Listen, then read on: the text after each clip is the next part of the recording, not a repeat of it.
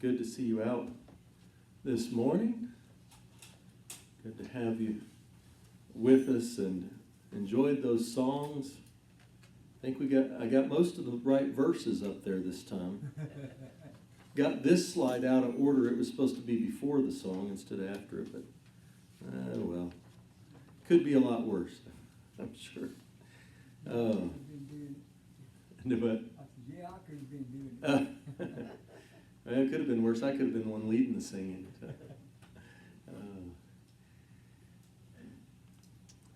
We want to talk this morning, and actually this is going to be the first of a four-part series that we're going to have over the next 4 weeks, leading up through to Thanksgiving. Perfectly proper present presenting. That's a lot of P's. There are going to be a lot more P's in the lessons for the points. But as you see, if you've got the little outline there, all of the points start with P. There are going to be 20 total, but we're only going to do 5 today, so 4 weeks worth. Talking to a lot of preachers, there's one thing, well, there's a couple of things they don't like to preach on, but one of the things that they just really don't like preaching about is giving. I think one of the reasons for that is that as the preacher, who is a lot of times, probably most of the time, being paid by the congregation, a lot of preachers feel like, well, if I preach on giving, people will think I'm just trying to get more money. Or other times they think, well, if I preach on giving, I'm going to make people feel bad like I think they're not giving enough. So I don't know how much anybody gives. I never have in any congregation where I've preached. I have never been a part of counting the money or looking at the money or doing anything with the money except giving my money. That's all I do. That's the only one I know is what I give. I don't know what anybody else gives. I know John Clark didn't give nothing this morning at first because he couldn't find his, he was looking everywhere. But I don't, that happens sometimes. It stuck it somewhere. I don't. But, we don't know. We don't get nosy into what everybody gives. We don't know what everybody makes. We don't know how much people should be giving.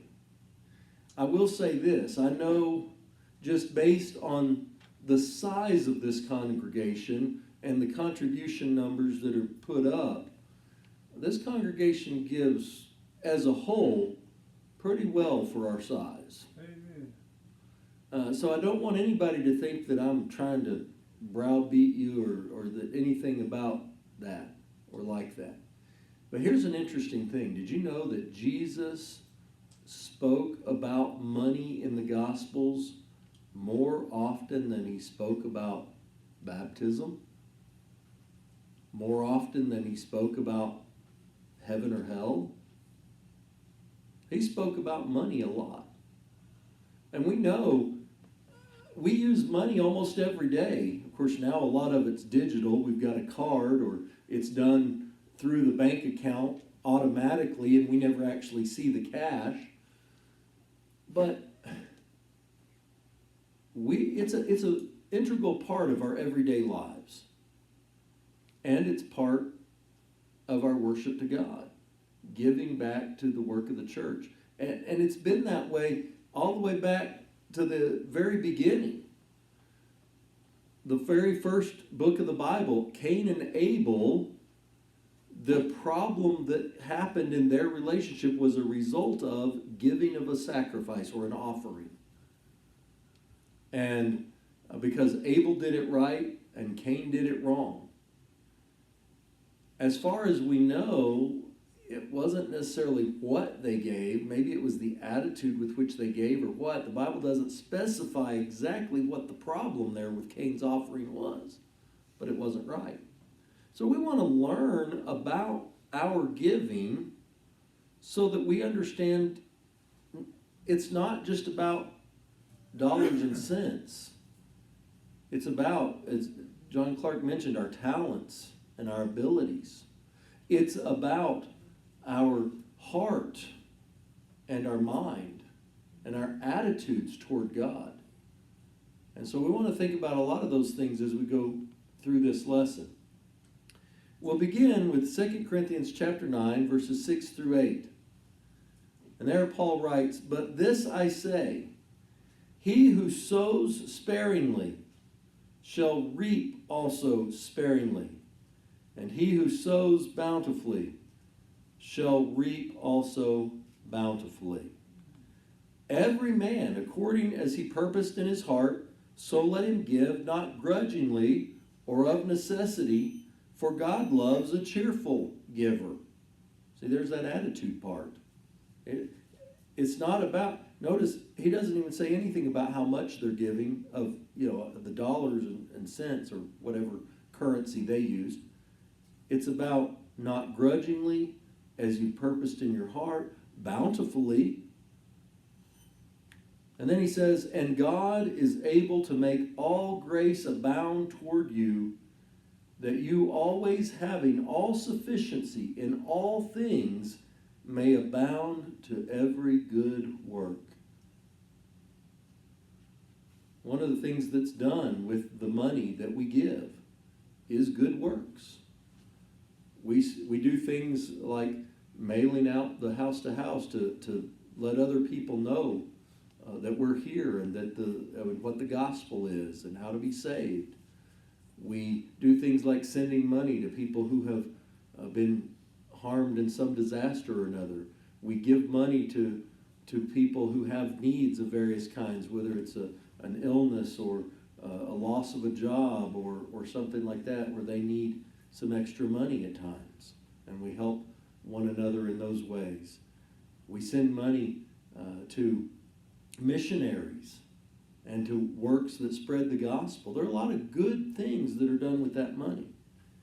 And so he says, if we will be bountifully giving, sowing, and if we'll do it as we've purposed in our heart, and not grudgingly but cheerfully, that God is able to make all grace abound to us, that we'll have enough. I think we've got in the paper there that we handed out that says, if you can't make it on 90%, you probably wouldn't be able to make it on 100% either. And 10% is kind of 10% of your income is kind of a standard. That's what in the Old Testament was called the tithe. Of course, in the New Testament, we don't have a specific percentage given as this is how much we should give.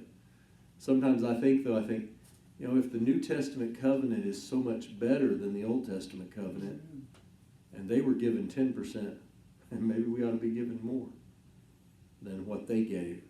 Although some estimates have been done that said that those that practiced all of the practices, all of the giving, not just their 10% tithe, but the other sacrifices, the annual feasts that they were involved with, and all the different giving that they did, and the free will offerings, some of those that followed all of those things wound up giving around 30% of their income each year. That's a lot.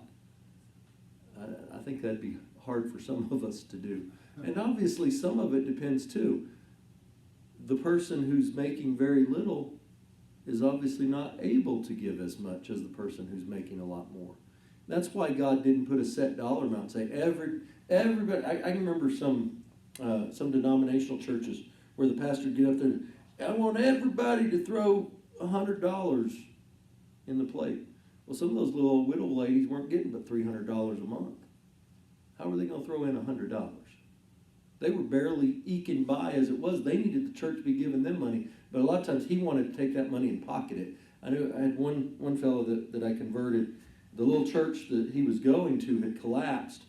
But the preacher that was preaching for them literally told him, you give your money to the church before you pay your rent or buy your food for your family. And we studied, and when I was studying with him, we looked at passages like the one who doesn't care for his own household is worse than an infidel, an unbeliever. I said, God wants you to take care of your wife and your children before you give money to the preacher. Are we supposed to give money to God? Yes. But sometimes we're the one who needs to be given. In the Old Testament law, there were the poor and the needy who weren't to give. They were receiving. They were having it given for them. the poor received from the money that was given at the temple or the tabernacle before the temple was built. So, sometimes we have people give guilt trips on people who are poor and struggling and think they ought to be giving money to the church. They're sometimes the ones that need to be being helped by the church. And maybe they can raise their station in life to the point that they can give at some point in the future. Now, obviously, if they're just wasting money, that's not a good thing. Had one person came to us that wanted us to pay their power bill for them. We don't want anybody to be without heat or whatever in the winter and things, no lights, no refrigeration, their food spoil or whatever. But when we got to talking to this person, come to find out they were current on their $100 a month Dish Network bill. I explained, you can't watch Dish Network if your power's cut off. It's the weirdest thing. Next time, pay your power bill and let the Dish Network get cut off. Priorities, right? Get things in the right order. All right, so as we think about giving and properly giving and what it means for a church, there was an artist who was given the task of painting a picture of what a dying and decaying church looked like. He worked on it for weeks. Finally, it was time he was going to unveil the work he had been commissioned to make.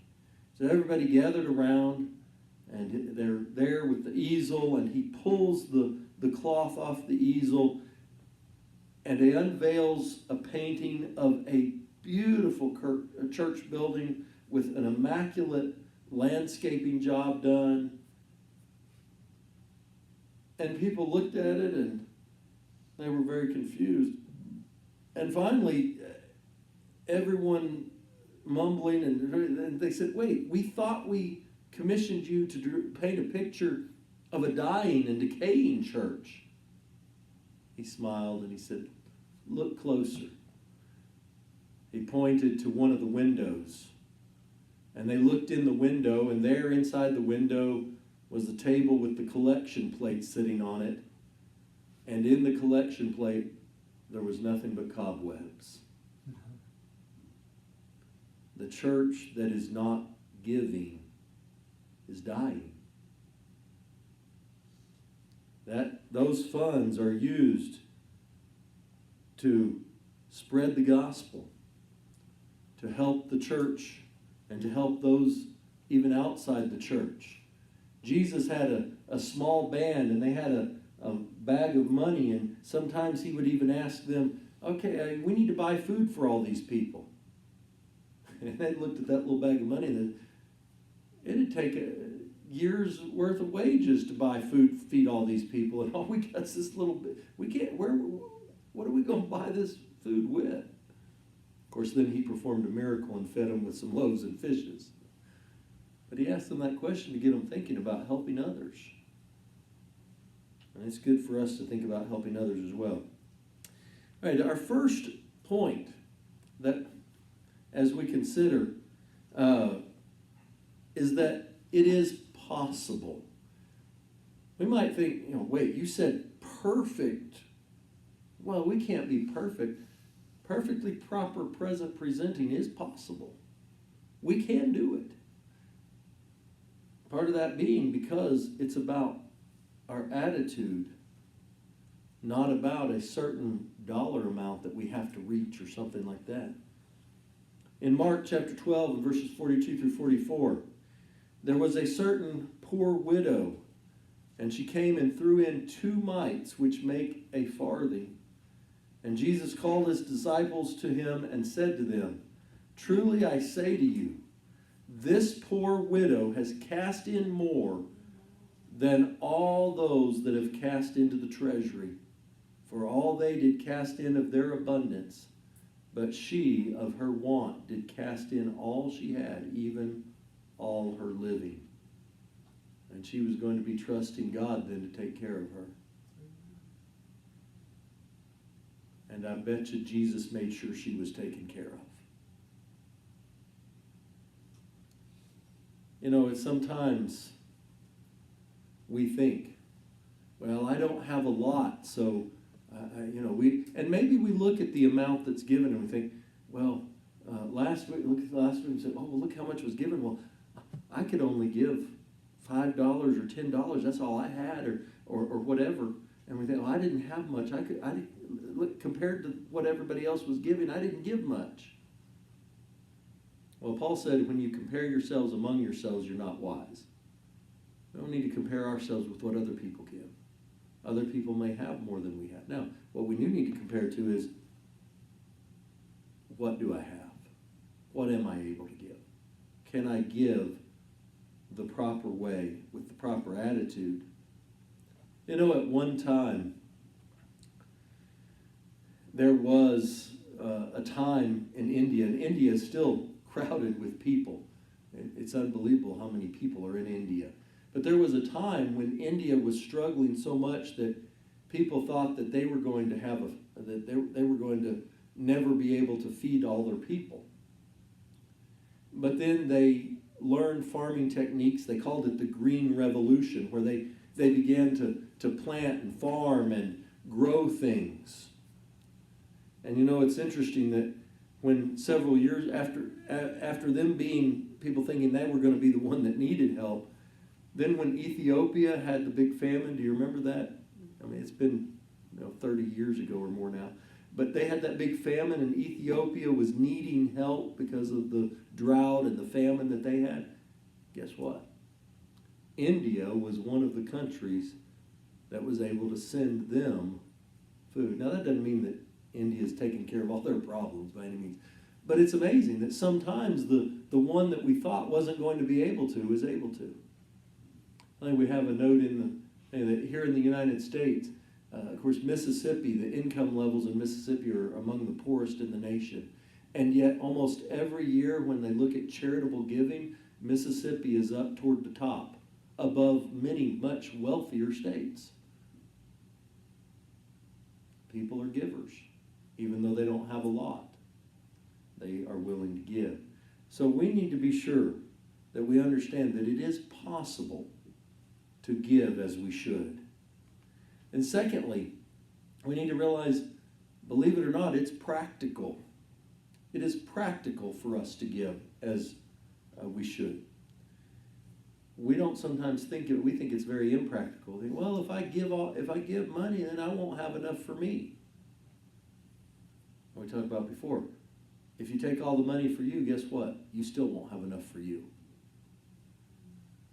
You never have enough if you can't learn contentment. There's a song that I hear on the radio. I hear a lot of songs on the radio over and over again. But this one kind of has a good message.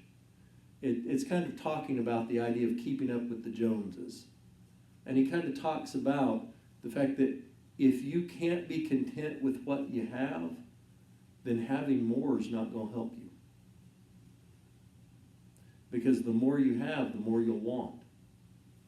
And in one line in the song, he says, I found happiness doesn't just live in bigger houses. You can build you a new house, you can build a bigger house, you can do. If you weren't happy before, that's probably not going to do the trick. I don't know how many people, they get a raise at work, doesn't make them happy. Remember, the story is told about one man, he a wealthy, very wealthy man, and he heard his servants talking amongst themselves, his employees. And one of them said, and this was many years ago when it meant a lot more than it does now, but one of them said, oh, if I just had $20, I would be so happy. I would be perfectly content if I just had $20. Hearing that, he thought, I've never seen anybody perfectly happy and perfectly content before. It'd be well worth $20 to me to see that happen. And so he walked in and gave that employee $20. Turned around and walked out the door and stood outside the door to listen. Of course, when he gave the money, the employee, oh, thank you so much. And then he walked out. As soon as the employee thought he was out of earshot, turned to the other employee and said, oh, why didn't I say 40? Isn't that the way we are, though? Whatever we get, we want a little more. Always a little more. Oh, I wish I'd have gotten this. I wish I'd have gotten that. And it's so sad, but contentment is the key. But it is practical. In 2 Corinthians 8, verses 12 through 15, he says, "For if there is first a willing mind, it is accepted according to what a man has and not according to what he doesn't have." See, God doesn't expect us to give what we don't have. Somebody who doesn't have enough, he doesn't expect them to give what they don't have. "For I mean not that other men be eased and you be burdened, but by an equality, that now at this time your abundance may be a supply for their want, that their abundance also may be a supply for your want, that there may be equality." So that when somebody's in need, those that have can give and help out. This was the way the first century church worked. When somebody had a need, the others that had enough helped. And then maybe the next month or the next year, the other person had a need and somebody else helped. They helped each other.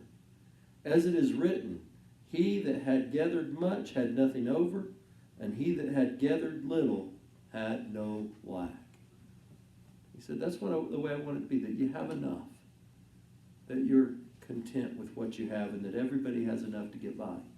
Now, that's regarding needs. Jesus always promised that our Heavenly Father would provide for our needs. Our problem is a lot of times we think we need things that are really just wants. We don't really need them. We want them. There may be a lot of things we want that we don't get. Sometimes I tell my kids, I said, I want this, I want that. I said, it's good to want things and better not to get them. Sometimes it's good not to get what we want. We get spoiled when we get too much of what we want sometimes. There was an old country preacher who was encouraging his congregation to give. And one of the men said, "Well, preacher, you told us salvation is free as the air we breathe and the water in the river. If that's true, why do we need to give the church money? Why are you always asking for more money?" The preacher said, "Well, brother, you're right. Salvation is free as the water you drink. But if you want the water in the kitchen, somebody's got to pay for the pump. Even if you're going to go down to the river, you better have a bucket." Sometimes we need to give so that the gospel, even though, yes, it's free, freely available to all, but it costs to get it to people. It costs to distribute it. It costs for people to receive it. That's not a cost from God. That's just the way our world works. The third thing that we want to realize is that perfectly proper present presenting is pleasing. It's pleasing to God. It should be pleasing to us as well.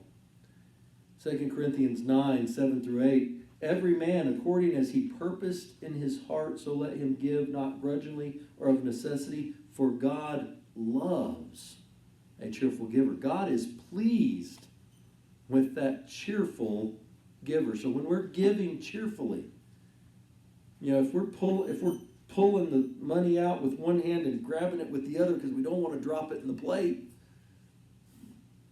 we're grudgingly giving it. If we're grumbling, "Oh, I wish I had that money I gave to church last Sunday," that's not going to be pleasing to God. But if we give cheerfully, knowing the good that that's going to do, that's one of the reasons that we try to give reports on when we send money to certain, whether it's flood victim or fire victim, tornado victims, different churches that are needed, missionaries. We try to let you know where that money's going so that we can cheerfully give, knowing it's going to a good cause, that it's going for good things, and not, just being wasted or being spent on something that's not any good.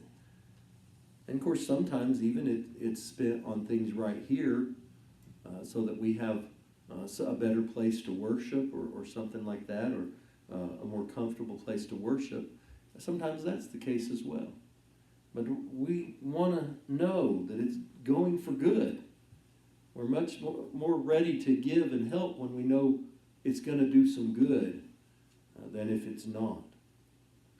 In Romans 12:1 also, he says, I beseech you therefore, brethren, by the mercies of God, that you present your bodies a living sacrifice, holy and acceptable unto God. That's pleasing unto God.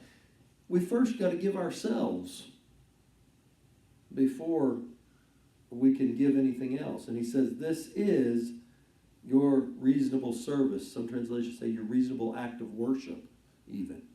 It's a reasonable thing for you to give to God yourself. And we talked about, John Clark mentioned the talents and abilities and things. Our time. It's not always about money. Sometimes it's about our abilities and our talents and various things. It's amazing, though, sometimes. John Clark talked about the simple things teaching you a lesson. Sometimes the little children can teach you lessons. The story is told about they were packing up a shipment. They had food donated to send to some people who were without food.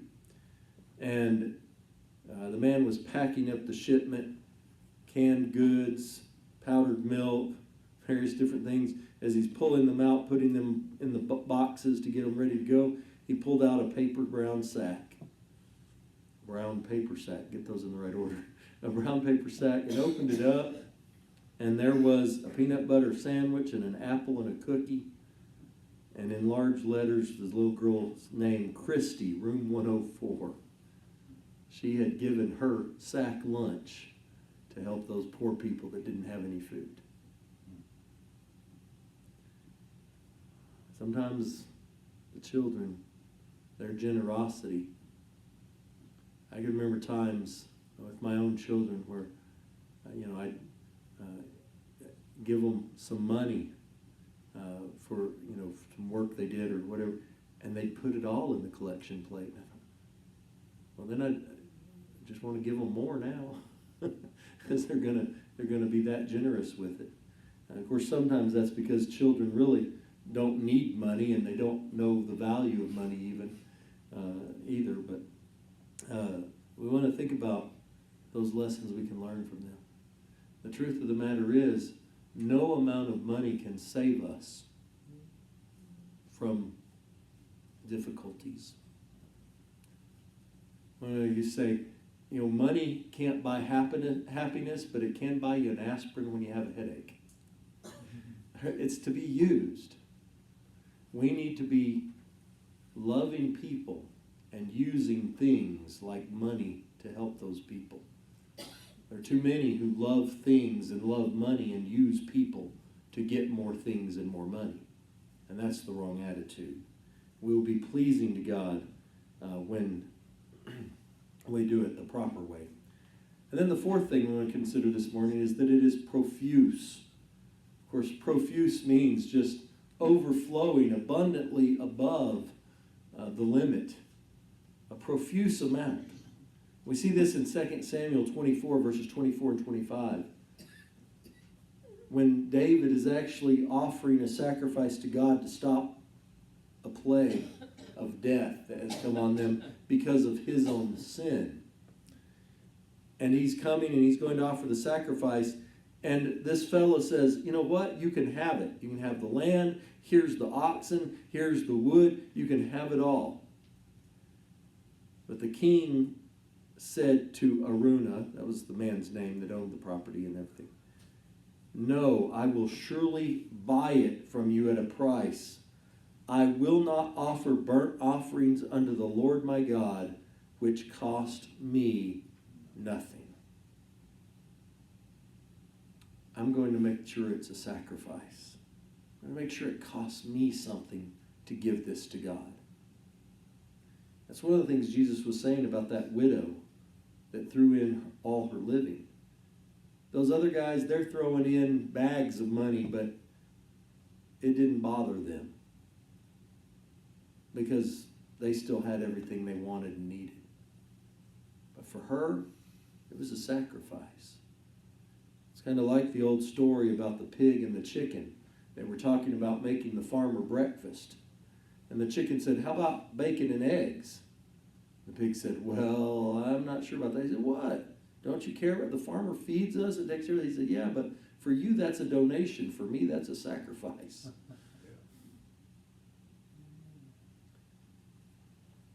But David did buy that threshing floor and the oxen for 50 shekels of silver.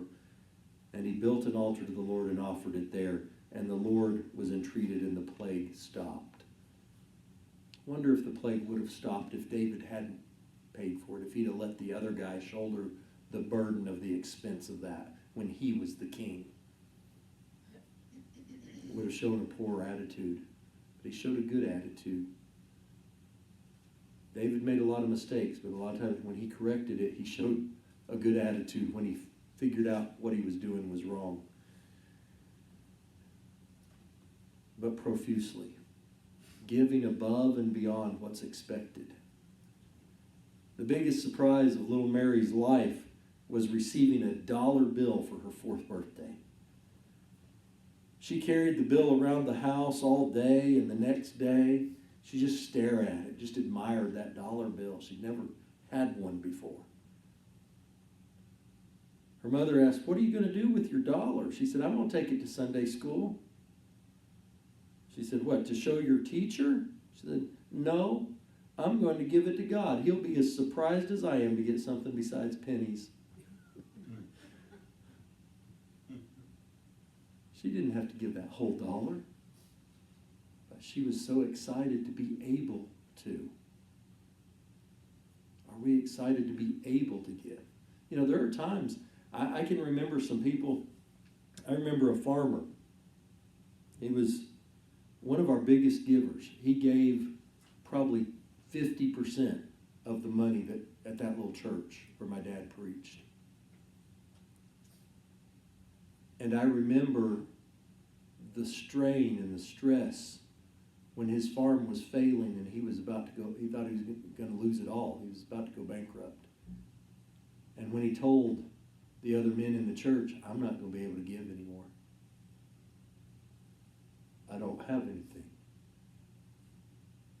And I think he thought that that little church wasn't going to make it without him, because he was giving so much of the money. But you know what? Everybody else stepped up. Everybody else gave a little more. They got a little support from outside, from another larger congregation. And eventually he made it through that rough spot and later was able to start giving again. I remember one of our elders who lost his job, and he continued to give out of his savings, out of his retirement. He continued to give to help keep the little church that I was preaching for running, to keep it going, because we didn't have much. Giving profusely, even above and beyond what others thought would be possible sometimes. The 5th and final thing we want to look at this morning is that our giving, in order to be perfectly proper, must be properly pointed. Not just, well, I'm giving to God, not just the direction, but properly pointed by our aim, by the motivation behind the giving. In Matthew chapter 22 and verse 21, they brought Jesus a coin. And they'd asked him about paying taxes. He said, bring me a coin. And so he asks them, well, whose picture is that on that coin? They said, Caesar's. They said, fine. Then give Caesar what's Caesar's and give God what's God's. Have you ever considered the many motives that are substituted for a proper attitude in giving? Maybe not, because preachers don't preach a lot about giving, so we don't think about it a lot. But think about it. Sometimes, and it's not that these are necessarily bad things, but these aren't the reason that we're to give. for the general good of the church. Well, I mean, yeah, we want the money to be used for the general good of the church. Maybe it's group pressure, peer pressure. Everybody else is giving, so I feel like I should give. Maybe it's pride, want everybody to see me giving, or embarrassment, I don't want to see people not see me not giving. So he told one fellow, he'd always drop a blank check, and then he'd go back and get it out at the end. But he wanted everybody to see him putting that check in there. People thought he was really giving. He wasn't giving anything. He's putting a blank check in there. Some churches have the little envelopes. They put your collection in the envelope and drop the envelope. Some people, you know how many of those empty envelopes they get? Because people want everybody to see them putting that envelope in that collection plate as it goes by. Pride and embarrassment get people to do a lot of things. Social approval. It's the socially acceptable thing to do, to give. Sometimes pity. We just do it out of pity. We feel bad for somebody or for something, and so we give. Maybe it's for a tax exemption. We had one time a guy gave us, I forget how much, it was $5,000 or $10,000. He said he needed a tax exemption on his tax accountant had told him, said, well, give a bunch of money to a church. He said, well, if it works out, I'll do it again next year. He didn't do it again the next year. I don't think it worked out for him quite the way he thought. He gave the church $5,000 or $10,000 to avoid giving the government, $1,000 or so. That the math didn't quite work out for him like he thought it would. Some do it to salve their conscience. They feel guilty if they don't, so they just do it out of guilt. Out of, as Paul said, out of necessity. Well, I've got to give because I'm a Christian and I'm not supposed to give, so I got to give. So that's to ease my conscience. Some people do it out of a fear. Well, if I don't give, God will not like me. God will be mad at me. He'll send me to hell, so I got to give. Some do it from the idea of owing the tithe.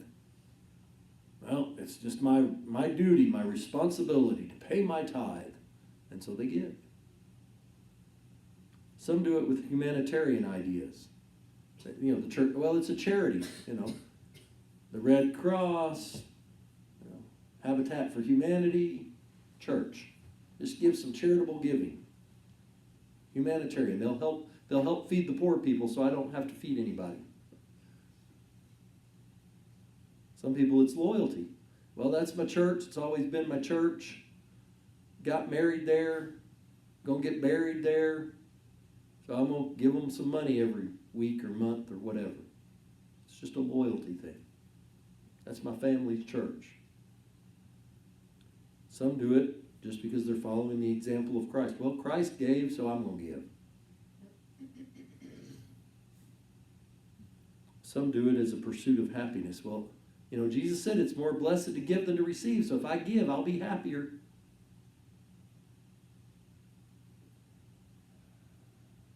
Giving may do a lot of those things, but that shouldn't be the main motivation. That shouldn't be the pointing.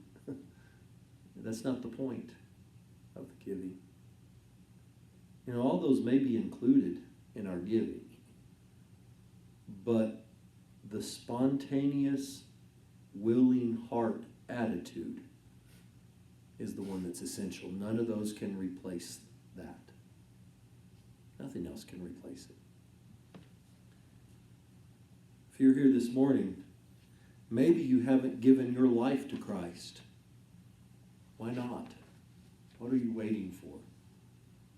That is the most important thing you can ever give him. Someone could give him billions of dollars, but if they didn't give him their life, it would all be pointless. If you haven't given Christ your life, what are you waiting for?